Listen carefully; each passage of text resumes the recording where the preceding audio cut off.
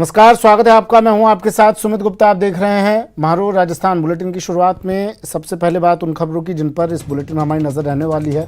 बड़ी खबरों की बात सबसे पहले बात होगी करौली की। हालात सामान्य होने की राह करौली देख रहा है। फिर बात होगी कांग्रेस की, जिसने एक बार फिर केंद्र को महंगाई के मुद्दे पर घेरा है। साथ ही बात होगी बीजेपी की, जो कि करौली हिंसा मामले में हमलावर है। इसके अलावा बात करेंगे करप्शन के काले कुबेर की।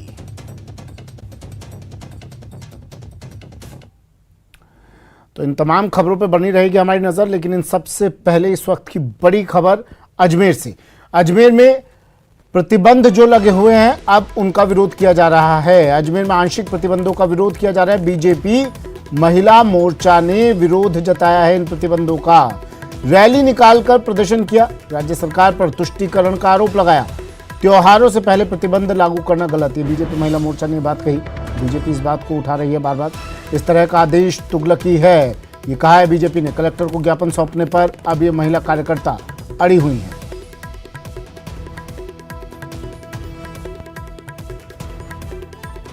बड़ी खबर अजमेर से, बीजेपी का प्रदर्शन। बीजेपी महिला मोर्चा ने जताया विरोध, सरकार पर लगाया तुष्टीकरण का आरोप। रैली निकालकर किया प्रदर्शन, कहा त्योहारों से पहले प्रतिबंध लागू करना गलत और तुष्टीकरण का आरोप राज्य सरकार पर लगाया। अजमेर में आंशिक प्रतिबंध लगाए गए हैं, उनका विरोध बीजेपी कर रही है, बीजेपी महिला मोर्चा कर रही है।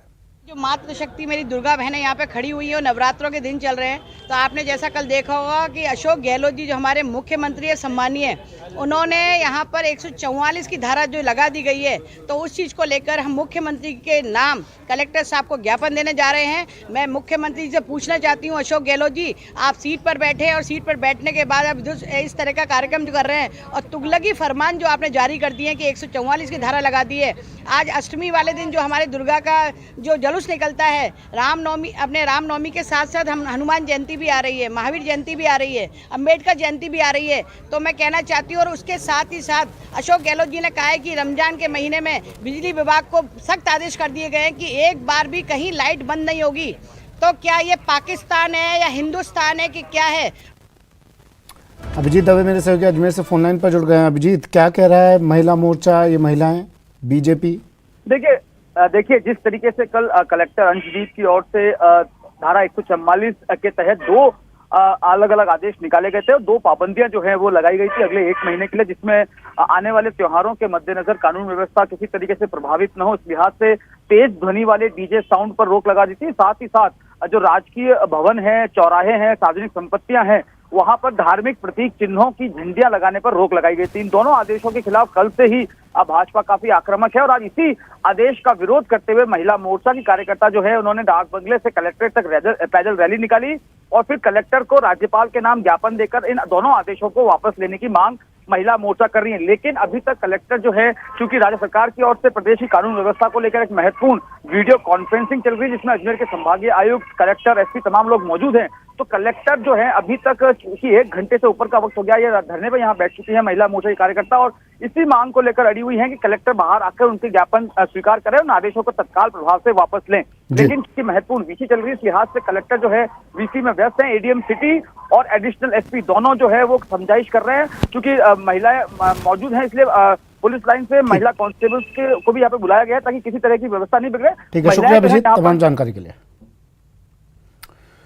करौली शहर में 2 अप्रैल को आयोजित शोभा यात्रा पर पथराव के बाद आगजनी तोड़फोड़ को लेकर उपजे तनाव के बाद लागू किए गए कर्फ्यू में आज 3 घंटे की ढील रहने से आमजन को राहत मिल रही है। वहीं बाजारों में चहल पहल भी नजर आ रही है। पहले 7 अप्रैल तक लागू किए गए कर्फ्यू की अवधि 10 अप्रैल तक बढ़ा दी गई है। इस संबंध में जिला मजिस्ट्रेट राजेंद्र सिंह शेखावत ने आदेश जारी कर दिए हैं। कर्फ्यू में ढील के बाद बाजारों में पुलिस प्रशासनिक अधिकारी गश्त कर स्थिति का जायजा लेते नजर आए। नव संवत्सर पर आयोजित बाइक रैली पर पथराव, आगजनी और तोड़फोड़ की घटना के बाद करौली में आज 7वें दिन भी कर्फ्यू जारी है। हालांकि प्रशासन ने कर्फ्यू के दौरान आज 3 घंटे की छूट दी है। सुबह 9 बजे से 10 बजे तक बाज़ारों में छूट दी है, जिसके बाद आप देख सकते हैं किस तरह से लोग यहाँ खरीदारी करने के लिए उमड़ रहे हैं। लोग आवश्यक वस्तुओं के खरीदने के लिए करौली पहुँच रहे हैं। इस समय हम यहाँ बड़ा बाजार अनाज मंडी क्षेत्र में मौजूद हैं, जहां आप देख सकते हैं किस तरह से लोग आ जा रहे हैं, खरीदारी कर रहे हैं। लगातार 5 दिनों तक घरों में बंद रहने के बाद कल भी 2 घंटे की छूट दी गई थी, जिसके बाद लोगों ने काफ़ी समय से आवश्यक वस्तुओं की परेशानी से कमी से जूझ रहे लोगों को राहत मिली थी। यहाँ आज खरीदारी कर रहे हैं। देख सकते हैं किस तरह से ये अनाज मंडी में लोग अपने आवश्यक दाल, सब्जी, घी, तेल आदि खरीदने के लिए लोग पहुँच रहे हैं। यहाँ कई दिनों से जो सन्नाटा पसरा था, आज ये 3 घंटे की ढील के बाद लोगों को कुछ हद तक राहत मिली है। लगातार जो 3 घंटे की ढील है उसमें लोग गैस सिलेंडर, दूध, पेट्रोल, सब्जी, राशन आदि सामग्री खरीदने के लिए पहुंच रहे हैं। साथ ही लोगों को ये भी डर है कि अगर आगे ये चलता है कर्फ्यू लगातार तो उन्हें कमी ना हो, इसके लिए भी वो अपने आवश्यक वस्तुएं एकत्रित कर रहे हैं। यहाँ कुछ लोग मौजूद हैं, उनसे बात करते हैं कि किस तरह से उन्हें ये छूट मिली है, कितना फ़ायदा होगा। ये आपको 2 घंटे की छूट मिली है, कैसा लग रहा है इसमें? और बढ़िया लगा, बहुत अच्छा लग रहा है। क्या मदद मिलेगी इसमें? ये पब्लिक के लिए सहायता मिलेगी, कुछ सामान मिल जाएगा खरीद के लिए। अभी यहाँ और भी लोग मौजूद हैं, उनसे भी हम यहाँ बात करते हैं। क्या सर 2 घंटे की छूट दी है, 3 घंटे की छूट दी है? आवश्यक सामान की उपलब्धता कराने के लिए हमको छूट दी गई है। हम सबको उचित मूल्य में, मतलब जो वाजिब रेट है उस पर माल सप्लाई दे रहे हैं और ऐसा कोई वातावरण सब सामान्य में। ये छूट ना सिर्फ लोगों को आवश्यक वस्तुओं की खरीद में मदद दे रही है, साथ ही विश्वास बहाली और जो जिंदगी की गाड़ी पटरी से उतर रही थी उसे पटरी पर फिर से लौटाने में भी मदद मिलेगी। निश्चित तौर से ये प्रशासन का एक अच्छा कदम है।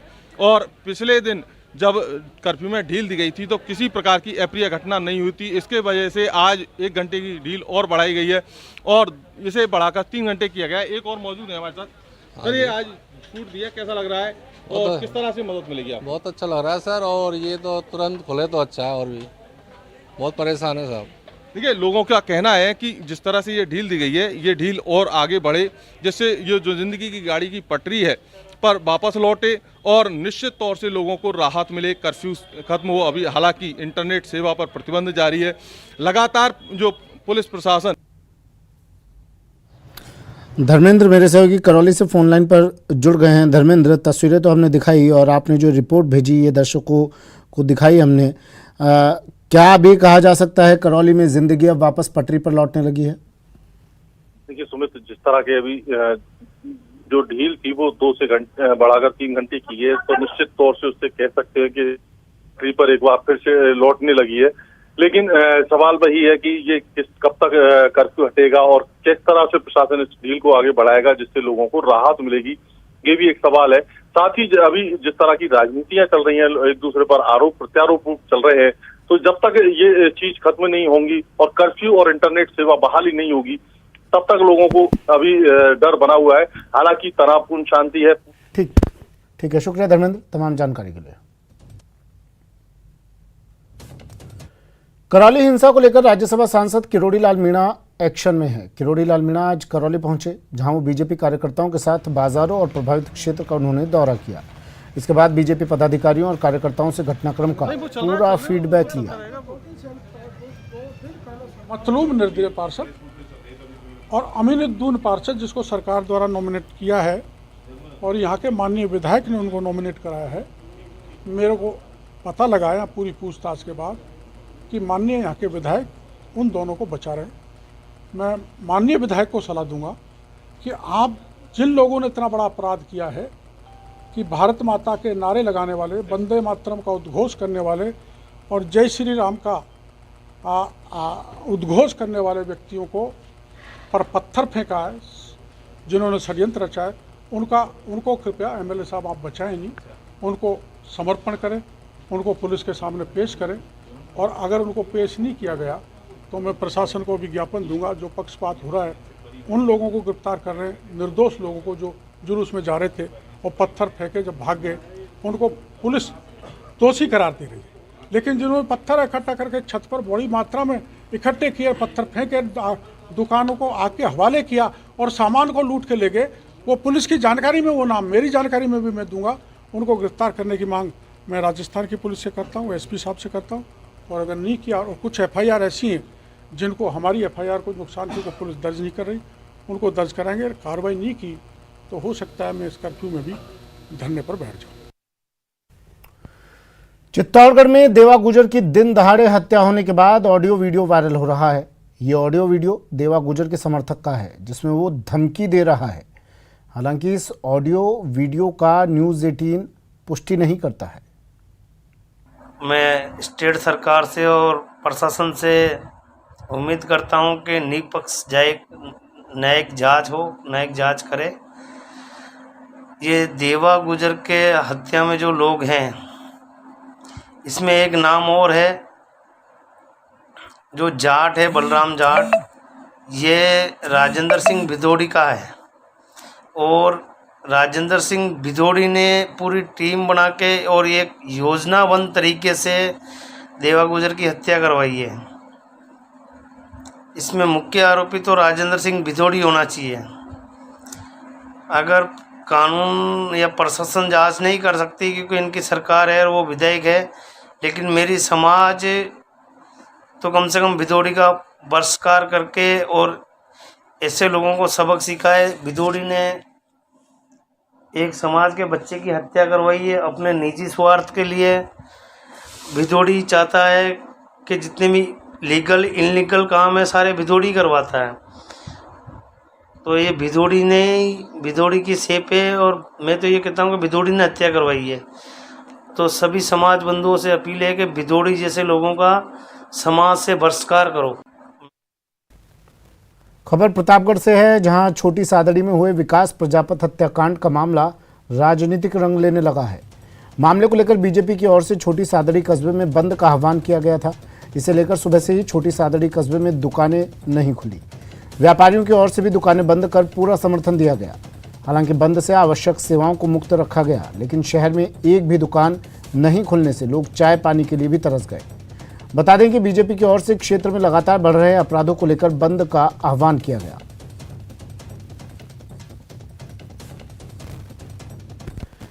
चित्तौड़गढ़ में देवा गुजर हत्याकांड को लेकर माहौल गरमाया हुआ है। वहीं इसी बीच केसुंदा में विकास प्रजापत हत्या मामले ने राजनीति और चरम पर है। नेता प्रतिपक्ष गुलाब चंद कटारिया आज चित्तौड़गढ़ सर्किट हाउस पहुंचे, जहां उन्होंने मीडिया से मुखातिब होते हुए कई मुद्दों पर सरकार को घेरा।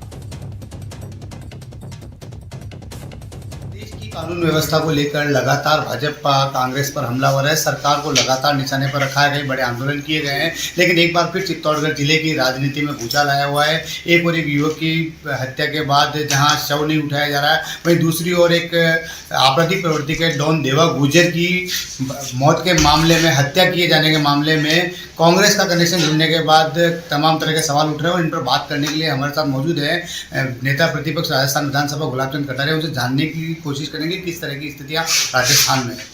देखो क्या केसुंदा जहां का मंत्री स्वयं रहने वाला है और राजस्थान के मंत्रिमंडल में एकमात्र चित्तौड़ के प्रतिनिधित्व करता है, उसके गांव में अगर बीजेपी का झंडा स्थापना दिवस का लगा दे और उसको पीट करके मार दिया जाए और मंत्री अभी तक भी सोया रहे, इससे ज़्यादा दुर्भाग्य और कोई राजस्थान का नहीं हो सकता। और एक तरह से ये लगता है कि स्वयं मंत्री का डायरेक्ट और इनडायरेक्ट मारने वाले लोगों के साथ सहानुभूति इस बात को प्रकट करती है। बाकी अगर गांव में किसी का भी बच्चा मर जाए और मैं उस गांव का निवासी हूं, मैं तुरंत दौड़ करके वहां जाऊंगा।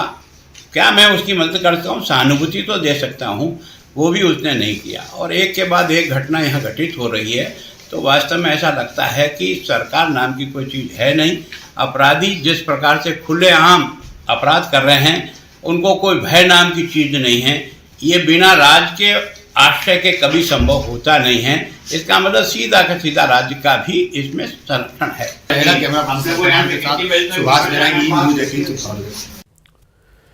पूर्व मुख्यमंत्री वसुंधरा राजे ने छोटी सादड़ी मामले पर ट्वीट किया है। उन्होंने लिखा कि केसुंदा छोटी सादड़ी में भाजपा का झंडा लगाने के कारण विकास प्रजापत की हत्या कर दी गई। इस क्षेत्र की पिछले कुछ महीनों में ऐसी तीसरी घटना है। इससे पहले जनवरी में करणपुर कला सरपंच केरिंग मीणा और मार्च में ढांवटा निवासी भूरालाल मीणा की भी हत्या की गई थी। इसके साथ ही उन्होंने ये भी लिखा कि पश्चिम बंगाल, जम्मू कश्मीर और केरल के बाद अब राजस्थान में भी अराजकता इस कदर बढ़ गई है कि भाजपा कार्यकर्ताओं की सरेआम हत्या की जाने लगी है, लेकिन हम ये बर्दाश्त नहीं करेंगे।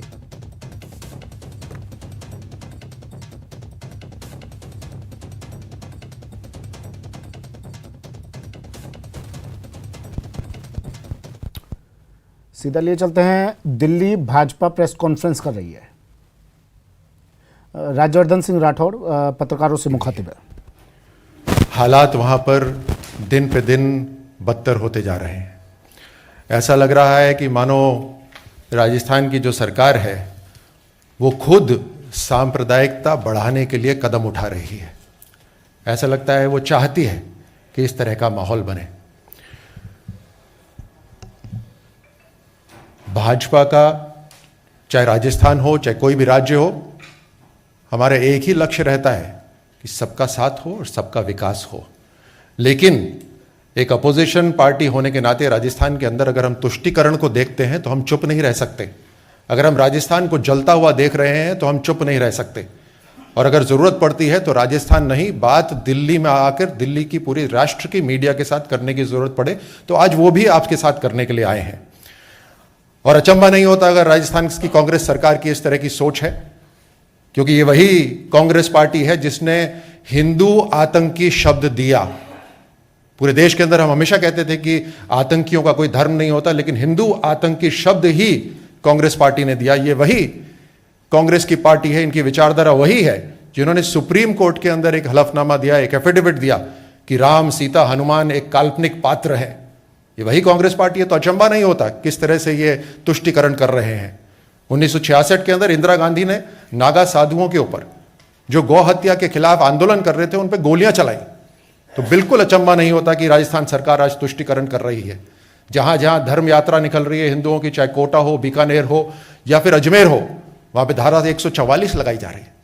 यानी पहले से यह सोचा जा रहा है, माना जा रहा है कि हिंदू तो कम्युनल है, हिंदू सांप्रदायिकता बढ़ाएगा, इस तरह का माहौल बनाया जा रहा है। और उसी के साथ साथ एक धर्म विशेष के लिए कानून निकाला जा रहा है कि यहां पर किसी भी हालत में बिजली की कटौती नहीं की जाएगी। ये दोनों की दोनों फर्क आप साथ देखिए। यही बात रखने के लिए आज प्रदेश के अध्यक्ष सतीश पूनिया जी यहां पर आए हैं। राजेंद्र राठौड़ जी और भजनलाल जी, रामलाल जी ये उस टीम में शामिल थे जो करौली गए। करौली के अंदर जो पूरा हंगामा हुआ उसका पूरा विस्तार से आपके सामने बात रखेंगे। मैं सतीश जी को आमंत्रित करता हूं।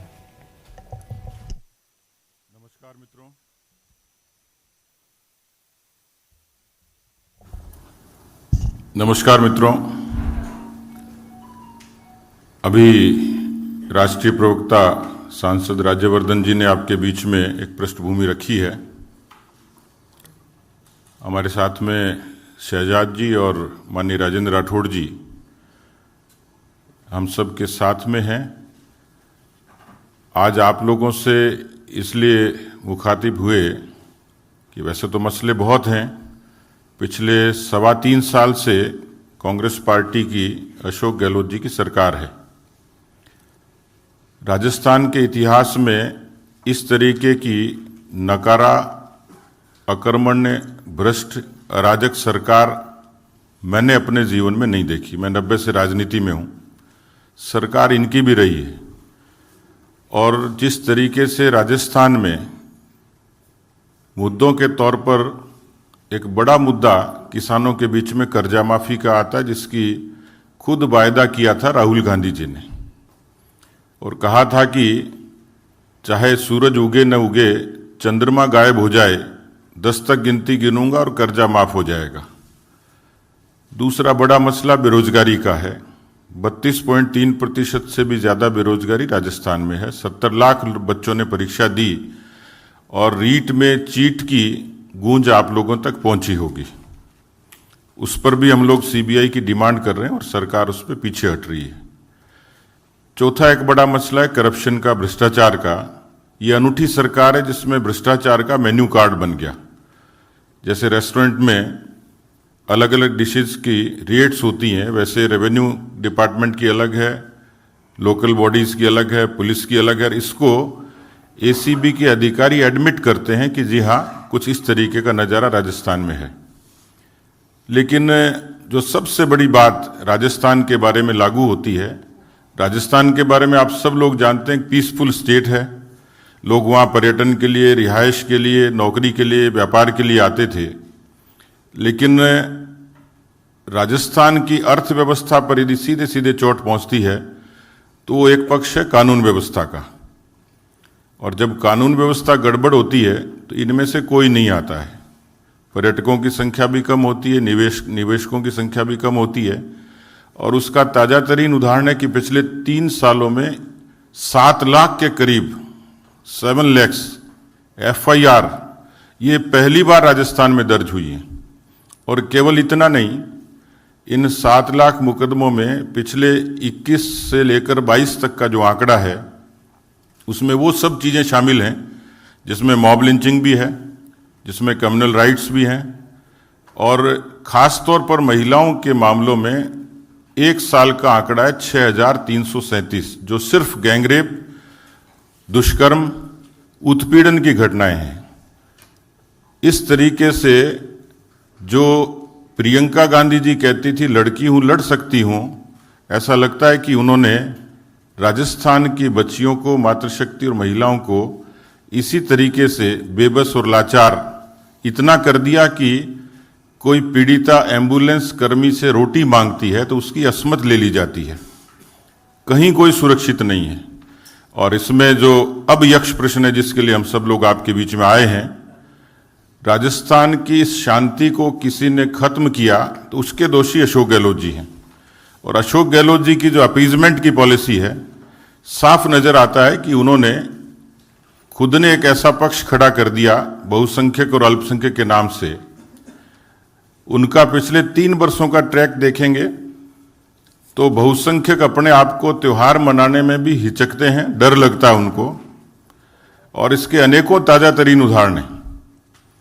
वो कश्मीर फाइल्स को देखने पर बैन करने के लिए 144 लगाते हैं, डिस्करेज करने के लिए। हिंदुओं के जितने त्योहार हैं उनके लिए अभी लेटेस्ट अजमेर की रिपोर्ट आपने देखी होगी कि ऑर्डर किया 144 का, और उसमें ये कहा कि कोई प्रतीक चिन्ह का उपयोग नहीं कर सकेगा, कोई अपने धार्मिक चिन्ह का कोई नारा नहीं लगा सकेगा। जबकि अच्छे से पता है कि 2 अप्रैल को जब भारतीय नववर्ष शुरू हुआ, नववर्ष होता है चैत्र में वर्ष प्रतिपदा पे, उस दिन पूरे देश और प्रदेश में बड़ी संख्या में और नववर्ष के जुलूस निकलते हैं, परंपरागत रूप से सैकड़ों वर्षों से निकलते रहे। इससे पहले की पृष्ठभूमि में PFI ने एक रैली की परमिशन मांगी कोटा के अंदर, उसको परमिशन दी गई बाकायदा। वहां बड़ी संख्या में लोग इकट्ठे हुए, हाँ, लाठी और हथियारों से लैस वो लोग थे। वहां जो नारे लगे, जिस तरीके से अल्लाह अकबर से लेके तमाम किस्म के नारे जो विभाजक हो सकते हैं, इस तरीके के नारे लगे। बीकानेर में इसी तरीके से जुलूस पर पाबंदी लगी, भीलवाड़ा पर लगी, और इसी तरीके से 144 को इम्पोज किया जगह जगह उन जुलूस को डिस्करेज करने के लिए। और जो करौली में हुआ वो अपने आप में बड़ा उदाहरण है। करौली के मामले में उसको जुलूस को परमिशन थी, परमिशन के बावजूद CLG की मीटिंग हुई, जो दोषी थे वो CLG की मीटिंग में मौजूद थे, और उसके बाद वहाँ जो घटना हुई वो सबके सामने है। उसके कुछ वीडियोज आपको दिखाएंगे, और मेरे साथ में हमारे वरिष्ठ नेता और उपनेता प्रतिपक्ष राजेंद्र राठौड़ जी उस डेलीगेशन में थे, 7 लोगों का, जिसमें हमारे सांसद और विधायक उपस्थित थे। उन्होंने एक पूरी रिपोर्ट मुझे दी है, उसके कुछ अंश आप लोगों के बीच में वो बयां करेंगे। लेकिन प्रश्न ये है कि राजस्थान में जिस तरीके से अशोक गहलोत जी ने अपीजमेंट का काम किया है, PFI को खुश करने का काम किया है, सो कॉल्ड माइनॉरिटी को राजी करने के लिए वोट बैंक की पॉलिटिक्स की है, उससे राजस्थान में ऐसा लगता है कि तालिबान का शासन है। क्योंकि इस तरीके से बर्बरता, इस तरीके से आतंक, इस तरीके से भय और खौफ का माहौल हमने कभी नहीं देखा। मैं मानता हूं कि वो राजनीति करते हैं, जादूगर हैं, प्रतिशोध की राजनीति करते हैं, लेकिन इस तरीके से राजस्थान के उन लोगों के सीधे सीधे मानव अधिकारों पर भी चोट करते हैं। क्या हिंदुओं के ह्यूमन राइट्स नहीं है? क्या वो पिटने के लिए हैं, मुकदमे के लिए हैं?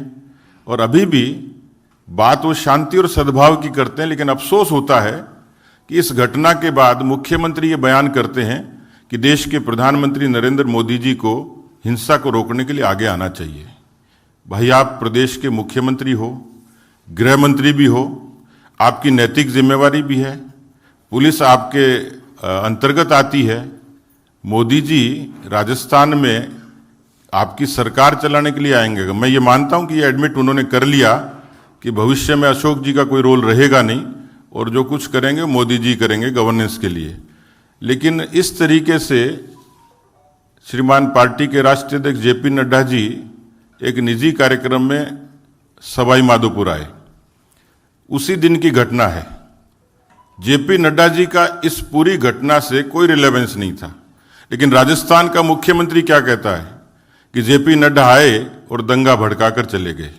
मैं मानता हूं कि इतना मानसिक असंतुलन किसी अविवेकशील व्यक्ति में हो सकता है जो अपनी कुर्सी के पाए को खिसकते हुए देखकर इस तरीके की बयानबाजी करता है। राजस्थान की पुलिस को कांग्रेस पार्टी के अपने लोगों की जासूसी के लिए बखूब इस्तेमाल किया है और इसमें बहुत अरसे पहले की घटना सब आपके सामने, किस तरीके से अपने ही उप मुख्यमंत्री और पीसीसी के चीफ के खिलाफ राजद्रोह का मुकदमा इन्हीं की सरपरस्ती में होता है। राजस्थान में फोन टैपिंग, इसकी चर्चा आम है। तो पुलिस को जन सुरक्षा की बजाय अपनी कुर्सी की सुरक्षा के लिए अशोक गहलोत जी ने डिप्लॉय किया हुआ है, डेप्यूट किया हुआ है। और इसलिए हमारा सीधा सीधा आरोप है कि इसकी पूरे प्रकरण की न्यायिक जांच होनी चाहिए। निर्दोषों को जिस तरीके से टारगेट करके और उस पे उनको पुलिस का दबाव देकर जिस तरीके से उनको हतोत्साहित करने की कोशिश हुई है, उस पर हमारा ऐतराज है। हमारे करौली के पूर्व चेयरमैन राजाराम है, उनके खिलाफ उन्होंने लगातार, पुलिस ने एक आतंकवादी जैसा व्यवहार करके पुलिस उनके पीछे लगी। ऐसे इस तरीके के बहुत सारे लोग हैं, सैकड़ों लोगों पर। तो मुझे लगता है कि इतना बड़ा मसला था कि जो आप लोगों के समक्ष आना चाहिए था और देश के लोगों को भी इसके बारे में ठीक से जानना चाहिए था कि किस तरीके से लगभग अब 2 प्रदेशों में बचे और उसमें भी जिस तरीके से राजस्थान की सरकार तुष्टीकरण कर रही है वो हम सब के लिए चिंता भी है। हम अपने राजनीतिक तौर पर उसको जिस भी तरीके से काउंटर करेंगे, पार्टी उसकी रणनीति कर ही रही है, लेकिन आपके जरिए आम लोगों तक हमारी भावना पहुंचे, इतना निवेदन था। और मैं आदरणीय राठौड़ साहब से निवेदन करूंगा, क्योंकि वो उस कमेटी का हिस्सा थे और पूरी अच्छे तरीके से इन्होंने पूरी फाइंडिंग्स की हैं, वो अपनी बात आपके बीच में रखेंगे। मित्रों, प्रदेश अध्यक्ष जी ने राजस्थान की कानून व्यवस्था की भयावह तस्वीर आपके सामने रखी। मैं मेरी बात प्रारंभ करूं उससे पहले मैं चाहूँगा कि करौली, जहां आज 7वें दिन भी लगातार कर्फ्यू है, वहाँ जो घटना हुई, घटना को जब ये जुलूस प्रारंभ होगा उससे लेकर उपद्रव होने तक पुलिस के अधिकृत व्यक्ति ने उसको पूरा वीडियोग्राफी उसकी की। उस वीडियो के कुछ अंश, जो अंश मेरे नहीं, पुलिस के अधिकृत व्यक्ति कांस्टेबल के द्वारा, एक एसआई के द्वारा बनाई गई थी, सुमेर प्रचार कांस्टेबल नंबर 355 और एक सब इंस्पेक्टर। मैं चाहूँगा कि मैं मेरी बात प्रारंभ करूं उससे पहले चंद मिनट का वो वीडियो है, उस पर आप एक निगाह डालें ताकि आपके सामने सारी तस्वीर सामने आ जाए।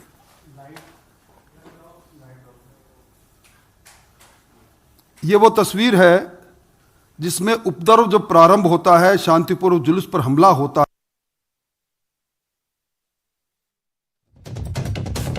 सतीश पूनिया पत्रकारों से मुखातिब थे और कहा प्रदेश में भय और डर का माहौल है। और अब राजेंद्र राठौड़ पत्रकारों से बात कर रहे हैं और राज्य सरकार पर, प्रदेश सरकार पर जमकर निशाना साधा जा रहा है। राजस्थान में फोन टैपिंग आम बात है, ये सतीश पूनिया ने कहा ये बात। और बीजेपी पीसी कर रही है इस वक्त दिल्ली में। वक्त एक ब्रेक का है, जल्द हाजिर होंगे।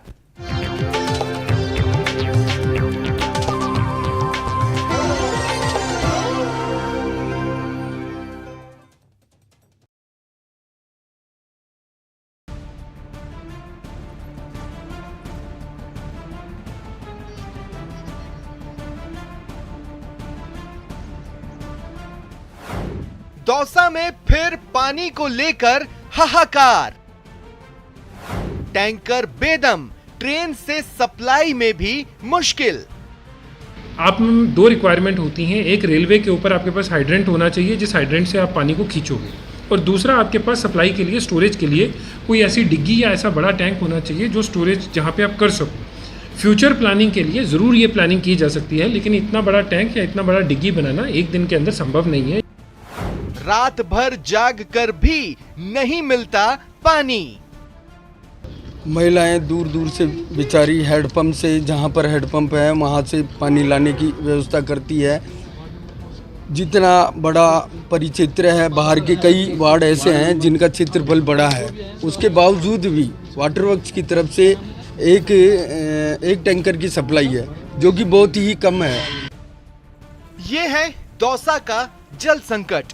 करीब 5 दिन बाद लोगों को पानी मिलता है और वो भी कुछ वक्त के लिए। जनता बेहाल है। मुख्यमंत्री जी ये कहकर कहते हैं, आज तक जब जांच रिपोर्ट सामने आई नहीं, उससे पहले कहते हैं उत्तेजित नारे लगे थे, उसके कारण से इस जुलूस पर हमला हुआ। यानी दंगाइयों को क्लीन चिट देने का काम राज्य के गृह मंत्री के रूप में मुख्यमंत्री करते हैं, और फिर एक बात और कह देते हैं, कब भारतीय जनता पार्टी चुनावी मोड में आ गई, और जिसका जिक्र इन्होंने कहा हमारे राष्ट्रीय अध्यक्ष जी के लिए कहते हैं कि आग लगाकर चले गए, और फिर कहते हैं अब ये दंगा होना आम बात होगी, तनाव होना आम बात होगी। यानी उनके इस बयान ने इस बात की पुष्टि कर दी कि ये बात यहीं नहीं रुकेगी। हम लोगों का एक दल, 7 सदस्यीय दल, जिसमें हम 3 विधायक थे, मैं, मदन दिलावर, रामलाल जी शर्मा, और 3 सांसद थे, सुखवीर सिंह जौनपुरिया, मनोज राजौरिया और रंजीता कोहली जी। 2 अप्रैल की घटना पर हमने प्रशासन को अनुमति चाहिए, उन्होंने 5 अप्रैल को हमें अनुमति दी, और 5 अप्रैल को हम वहाँ उस जगह पर गए जहाँ सबसे पहले दुकानें जली। व्यापार मंडल का एक डेलीगेशन रोता हुआ हमें मिला। उन्होंने कहा हमारी दुकानें जली, हम दुकानों जलने पर एफआईआर दर्ज करवाना चाहते हैं। एफआईआर हाथ में लिए खड़े हैं। हम ये बता सकते हैं कि एफआईआर में हमारी दुकानें को लूटा किसने, पर पुलिस कोई कार्रवाई नहीं कर जाती। हमने वहाँ पूर्व विधायक और हमारे पंचायत राज संस्थाओं के प्रतिनिधि, नगर पालिका नगर परिषद के प्रतिनिधि और सारे सामाजिक संस्थाओं से बात की। हमें वहाँ जिला कलेक्टर और पूरे पुलिस प्रशासन से मिले। हम वहाँ उस स्थान पर भी गए जहाँ पर ये हमला हुआ था।